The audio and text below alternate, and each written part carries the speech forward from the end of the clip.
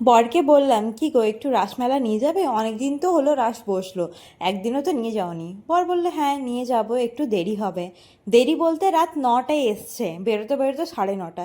এত মুড খারাপ হয়ে গেছিলো যে এই কটা জিনিস কিনেই বাড়ি ফিরে এসেছি, অর্ধেক দোকান বন্ধ হয়ে গেছে। সকালে উঠতে প্রায় দেরি হয়েছে, 9:30 মতন বাজছে।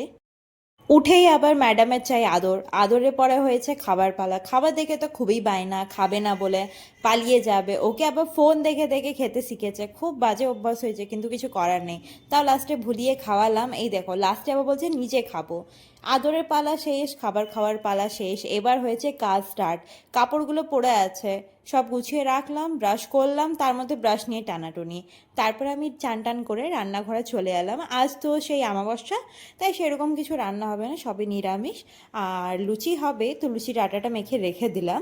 আর সত্যি বলবো, কার কার এরকম হয়, আমার ঠান্ডার দিনেও না রান্নাঘরে ঢুকলে ঘাম ছাড়ায় একদম।